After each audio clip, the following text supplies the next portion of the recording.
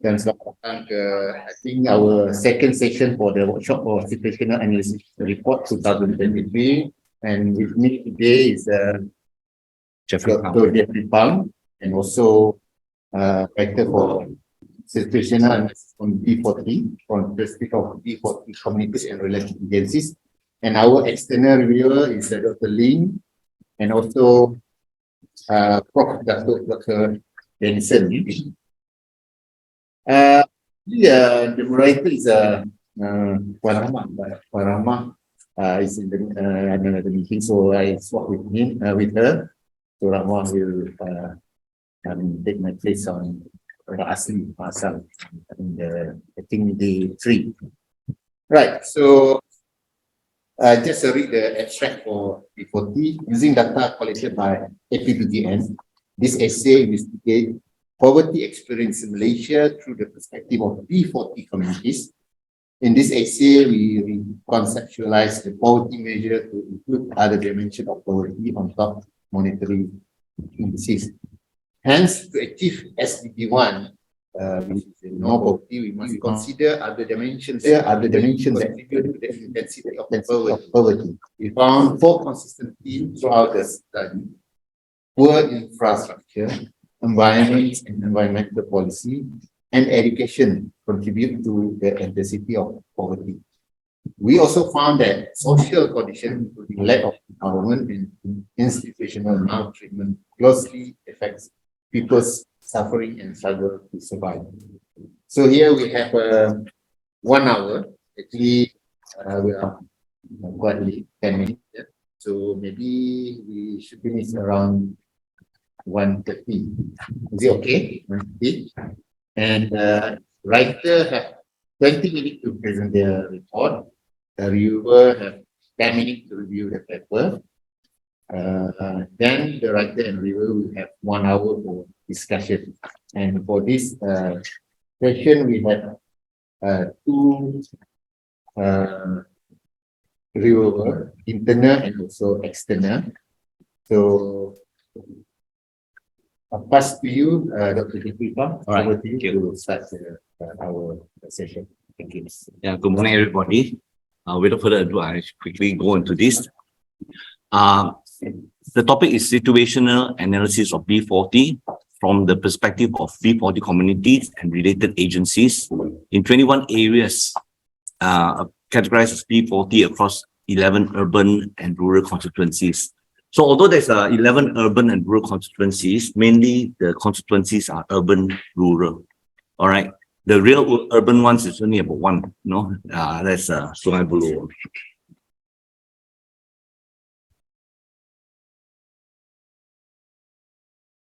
All right.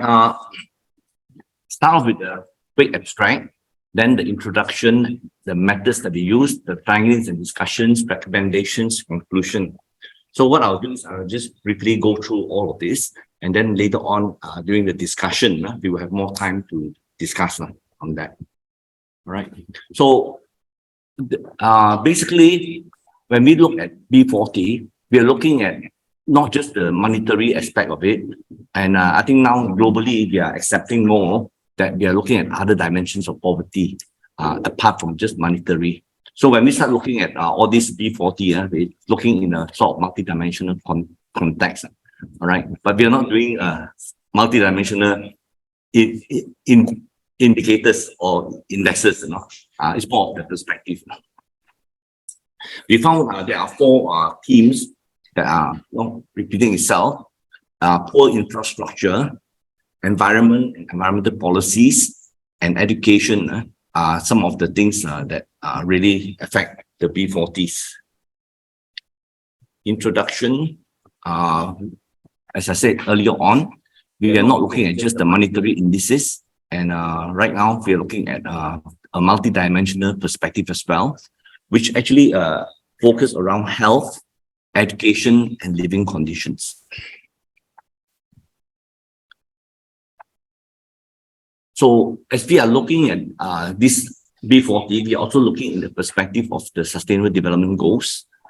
And this covers, of course, the main one is SDG 1, no poverty, but we also go into good health, well-being, SDG 3, SDG 4, quality education, SDG 6, clean water and sanitation, SDG 7, affordable and clean energy, 9, industry innovation, and SDG 13, climate action.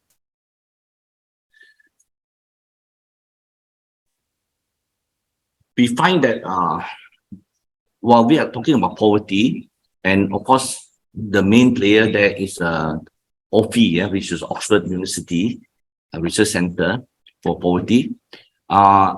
They have this measurement tool that measures living conditions and education and also health.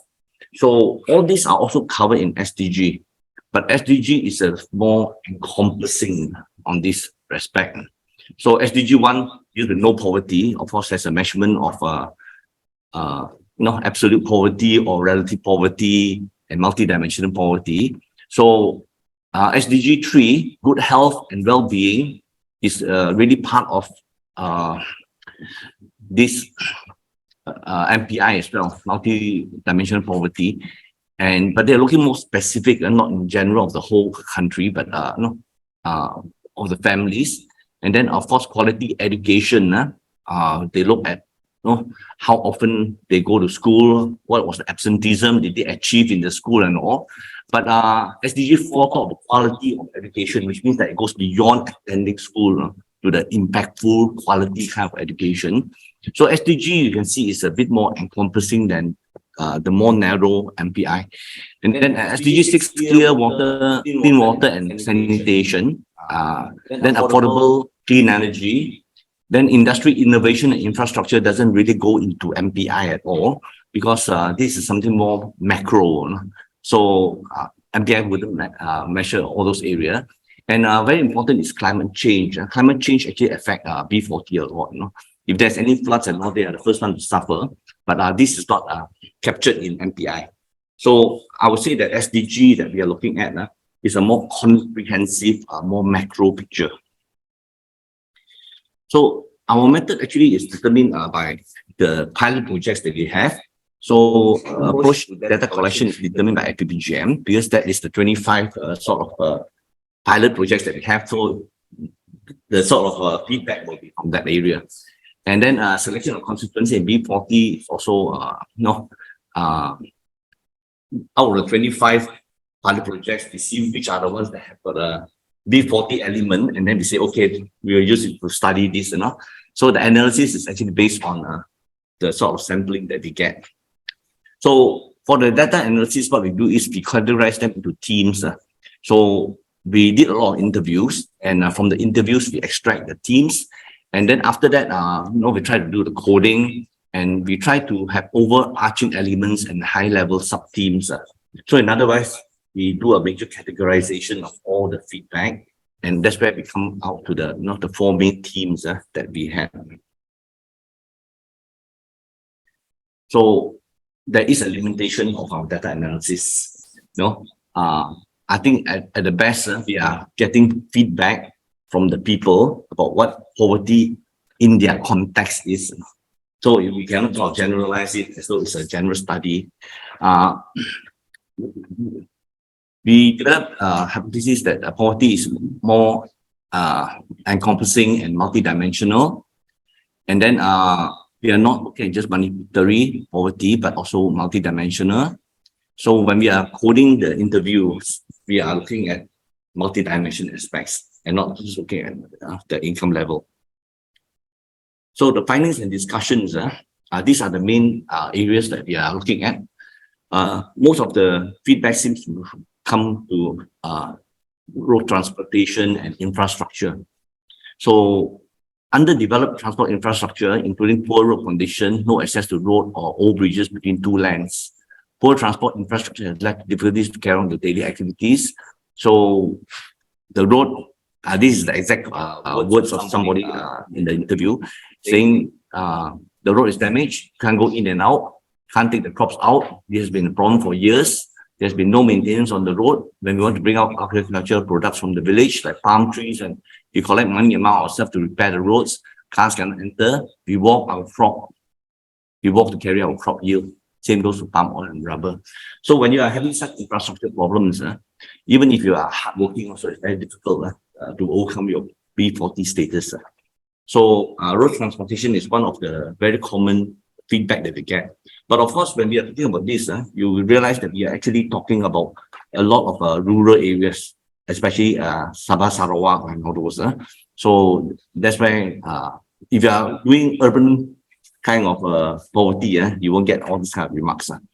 So on the rural side, almost half of the interview community say they do not have access to clean water. This is something that in urban area, we don't even ask the question. Because everybody have a pipe water, but in rural areas, they do not have. So, and we are not talking about Africa, we are talking about Malaysia. All right. So Water Department of Beaufort cited delay funding and low investment from government as factors that hampered the development and maintenance of the water system in that area. So it looks as though the government agencies themselves are tied due to lack of water funding. Electricity, not all constituents stated that they had problems accessing energy. However, some respondents stated that they live with unreliable power and pose a key barrier to daily lives. In Beaufort, an interview with local authority revealed that they're still using 70% of the old cables, and where the new cables would be more reliable. So electricity is something that is a requirement for everyone. At this time, if you don't have electricity, you won't have internet access, you won't have everything, you are physically marginalized. So that is something important, more for the rural B40s. And of course, comes with internet now. Most respondents highlighted they suffer from lack of internet access. Two important factors that affect the poor internet access is the digital infrastructure. And then after that, they say they have built substations and all. Then the second thing is the cost of internet access. So this is something that's a problem as well. But in this new era, when we talk about electricity and water, internet is also essential. It's a necessity. It's not something that is a luxury or anything like that. The other thing is the environmental policies and all. So the waste management regulations. The experience of poverty is also influenced by the nature and degree of environmental degradation and various forms of pollution. On one hand, the unsustainable use of natural resources causes poverty. On the other hand, environmental degradation can be caused by poverty themselves. So if a person is really poor, it's very hard to talk to them about recycling and all these kind of things. All they want to do is just dump the things and all. And they wouldn't be like urban people who are so conscious about the circle economy and all those things. So respondents reported the waste often disposed in unregulated dumps or openly burned. They say that there's not enough bin and waste collection from the local council, which either let the resident throw into river or burn it openly. So of course, when you're in a rural area, you have conflict with the wild animals. I think we often hear of reports that so hard they cultivate their farm and all, then the elephants come in and destroy everything, So they become like rogue elephants, they will rehouse them and all. Over here, the feedback is about wild boar and monkeys going through trash cans and all looking for food scraps. They haven't even thought about destroying their crops. So education is another one. In education, during COVID-19 pandemic, everything shifted to e-learning. So when schools were forced to close, remote learning was the main alternative.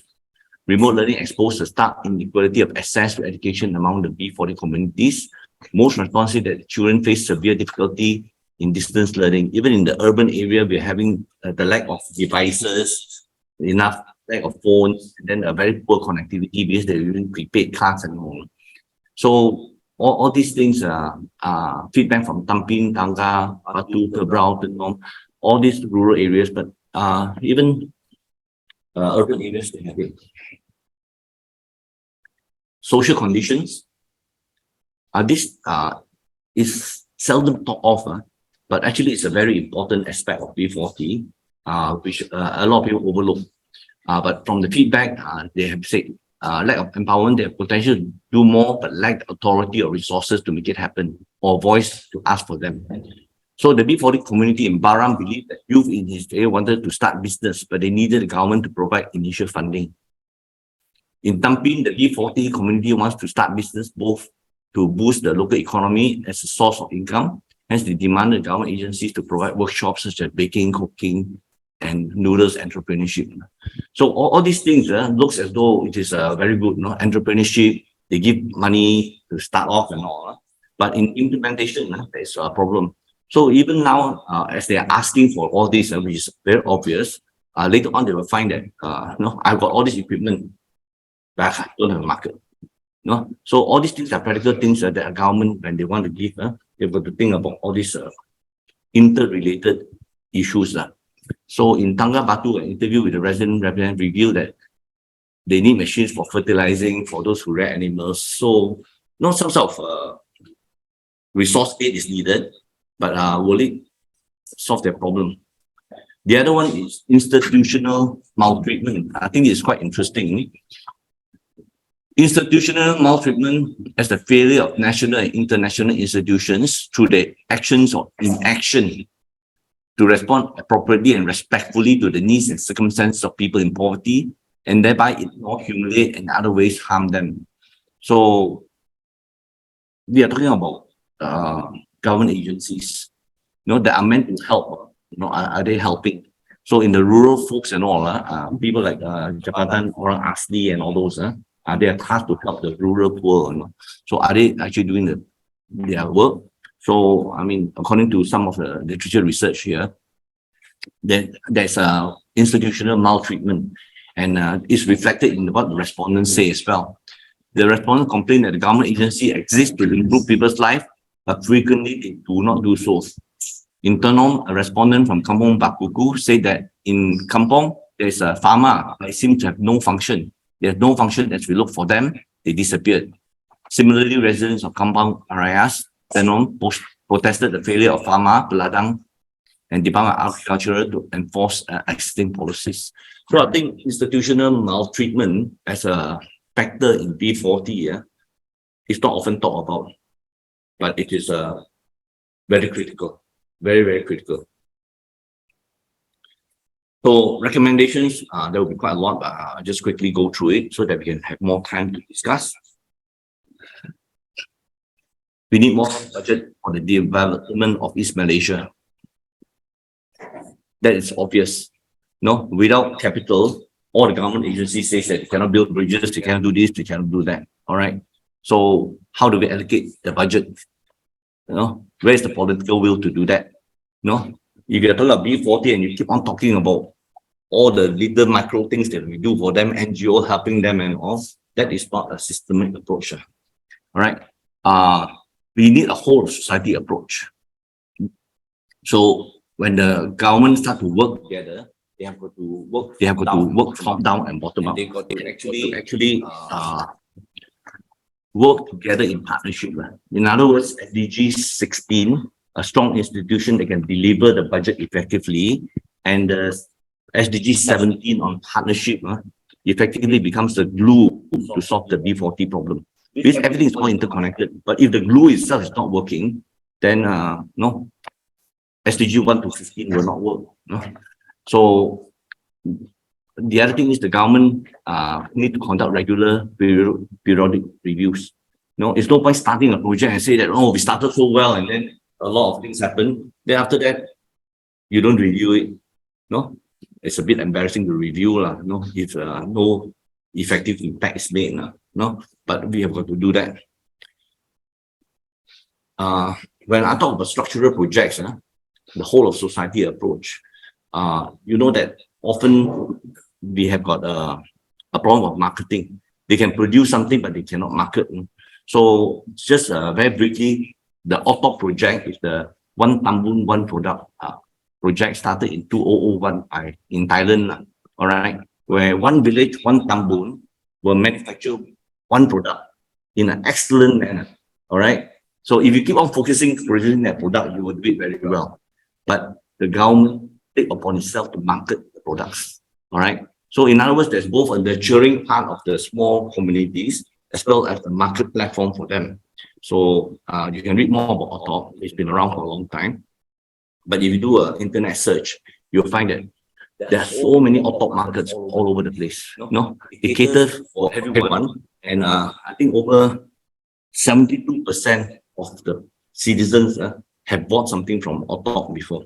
All right, so these are some of the pictures of auto shops and all. So this could be the sort of marketing platform, but this is not done individually. It's done through government intervention, and this will enable them to keep on improving it. So from 2001, they've been doing it quite successfully. So coming to the recommendation, the infrastructure, state government need to work closely together with the private sector. No, and then the next thing is the state government need to produce high quality agricultural products, and this is important because right now in Indonesia, they're shifting Jakarta over the capital to Kalimantan, and Borneo could be a good. We have plenty of land there, good food hub. But if we start to do a lot of palm oil, then it only go over to the major businesses. Whereas all these things will improve our food security as well, and of course, people like pharma and all those have to play their parts. So for everything, there's so many government departments involved. We really got to look at how they're actually performing together, or are they still continuing wanting to work in silos? And then the coverage of primary healthcare have to be extended. If you're going to look at poverty, health is one of the aspect of it. And then there's a lot of innovative ways like providing electricity through small hydroelectric generators. All these are done by some NGOs and all, but it could be done on a more systemic government level. And for internet, you can use satellite internet services. So there's a lot of things that technology can overcome. And then for expertise and all, you'll find that AI could be incorporated. So if you think a bit systematically in advance, you can have AI put into many different local areas so that they get access to technology as well. Then, of course, ensure that all homes are connected with internet services, and there should be an economic empowerment for them. All right. So monitor. The other thing is this one is addressed to urban poverty. We don't manage the buildings well. You look at Lembah Subang and all those. The government has not been able to look at the proper building management, although there are success stories. All right. But that is a big gap there. And urban poverty actually means that you need to have a dignified place to stay in. But unfortunately, in the low-cost housing and also in the PPR, we do not get that. So we have a problem of enforcement where JMB has difficulty enforcing the building rules, but the COB, Commission of Buildings, are not helping them as well.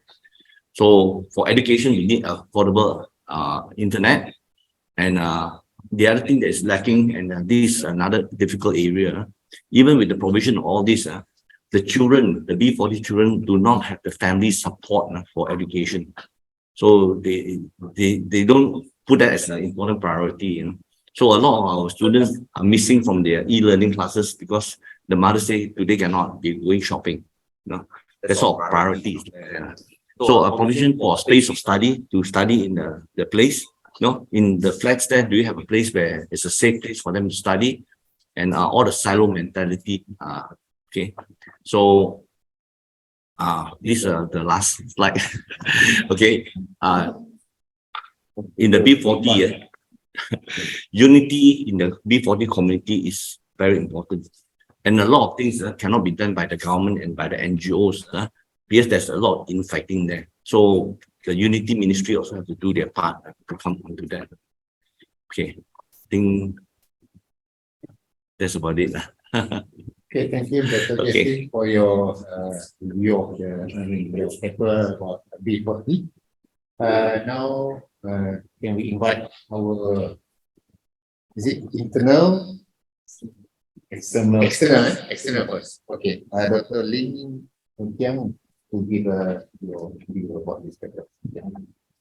Yes, reviewers, how many minutes? 10 minutes each. Okay. Right. Thank you, Dr. Zain. This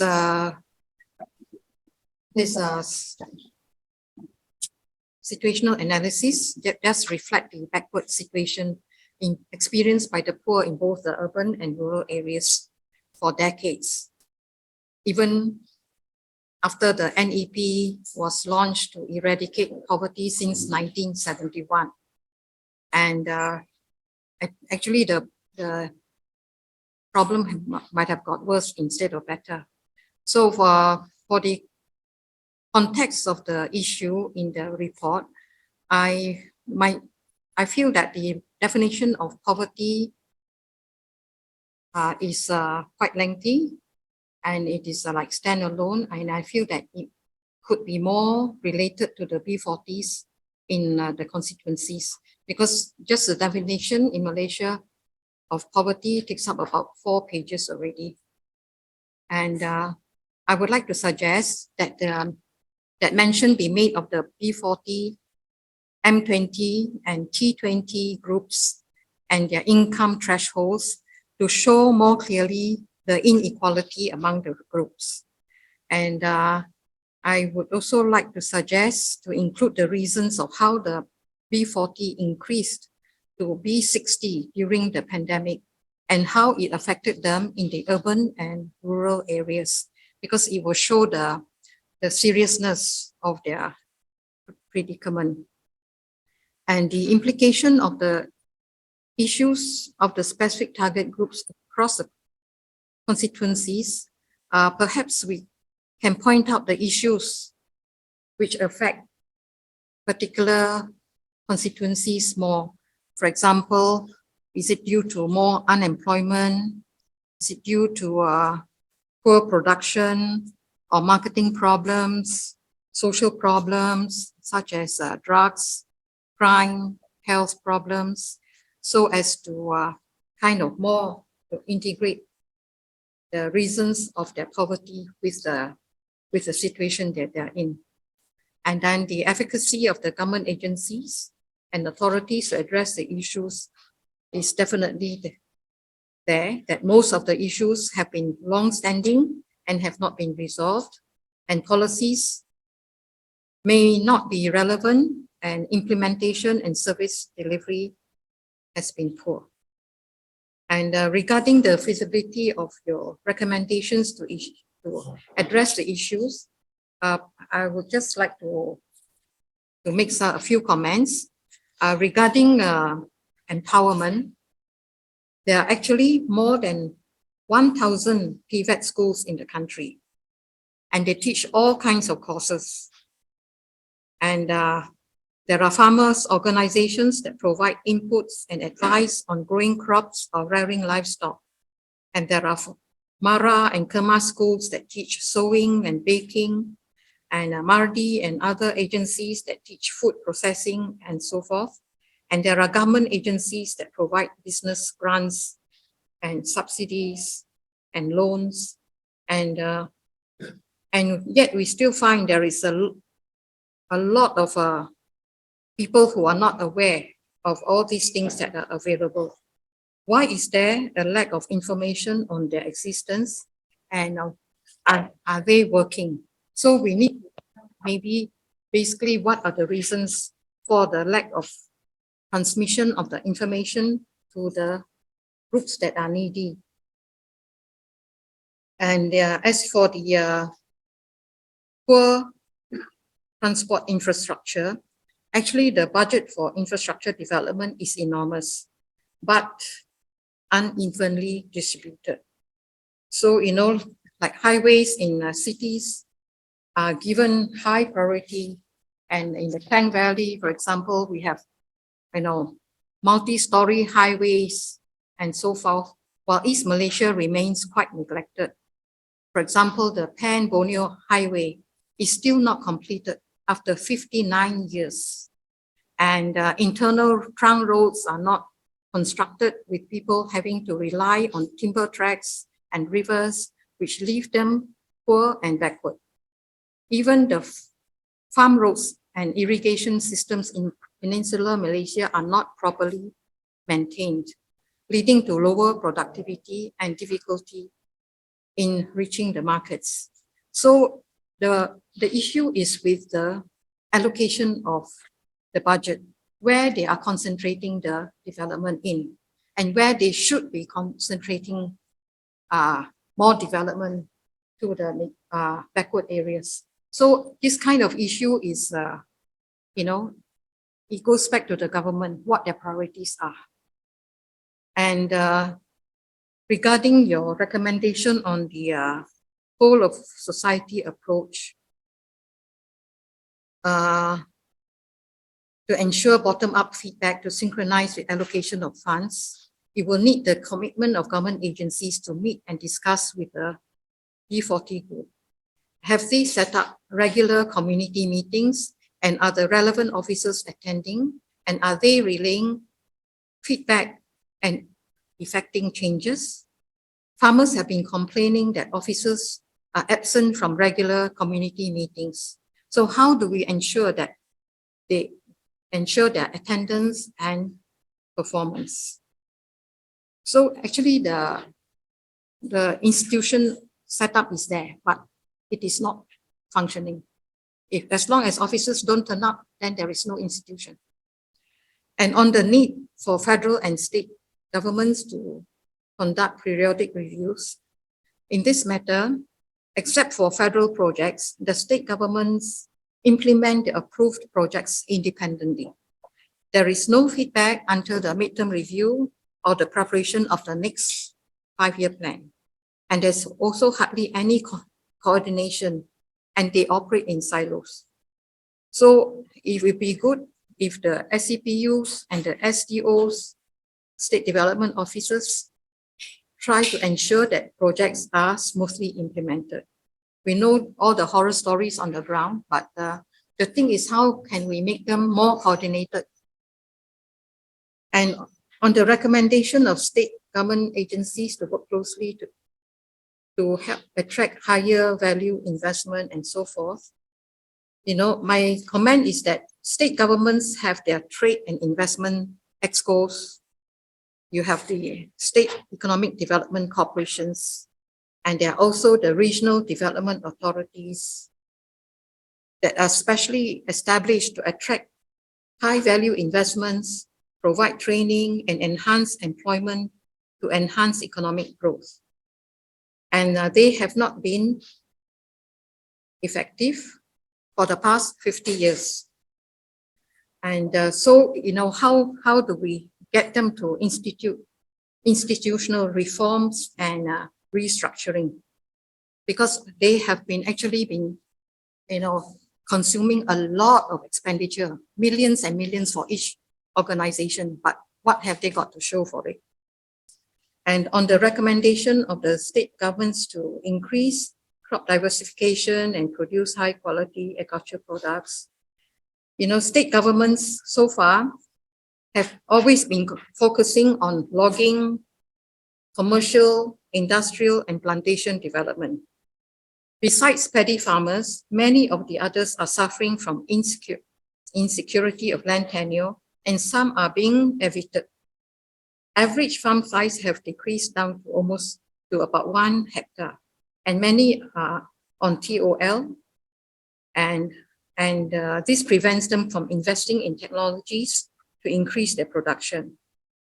Therefore, agricultural land reform should be done in a more transparent manner with longer occupancy leases for farmers, and this can help farmers to invest in modern technologies to increase yield and food production.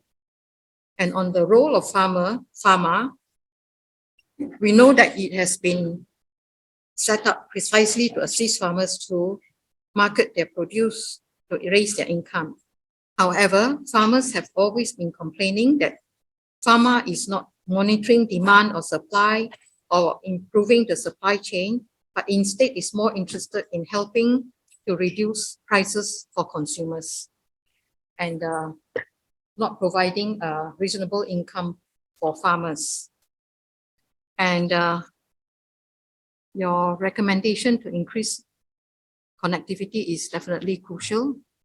And on the use of small hydroelectric generators, perhaps I would just like to add like solar panels as well, because not every place would have streams or rivers to generate hydroelectricity. And for education, I agree it's the best avenue for B40 communities to escape from poverty. The quality of education is really crucial. As you know, as we all know, the PISA and TIMSS scores have been declining over the years, and we are now behind Vietnam as well.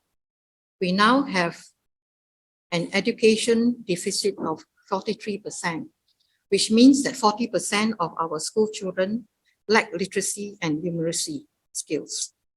And yet, MOE has been allocated the biggest budget. But what is the output, you know? So it is a systemic problem, and it really needs a political will to try to improve the situation. So I know, how do we make our recommendations in a way that will induce them to do something, you know? On the social unity, the politicization of race and religion has long led to disharmony in communities and affect the way that government agencies carry out their work. And this needs to be overcome to bring about unity and to focus on development and progress. Ironically, the Department of Unity has been established since 1969. And what has it achieved, and how should they improve? How do we recommend ways for them to improve? And of course, regarding SDG relationship, yes, the issues raised here are well related to the respective SDGs. So overall, there could be more information about the grassroots in the report to demonstrate the extent of deprivation of the B40. And my other comment is that the issue of service delivery must be addressed and focused, must be brought back to a people-centered approach to leave no one behind. It is very important and urgent to review public development policies and service delivery modes, as well as to undertake institutional reform to improve the performance of the frontline agencies under the umbrella of good governance. So thank you, Jeffrey. I feel that this is a very important report, and that we need to find ways to bring it forward, that it is effectively actualized on the ground. Thank you.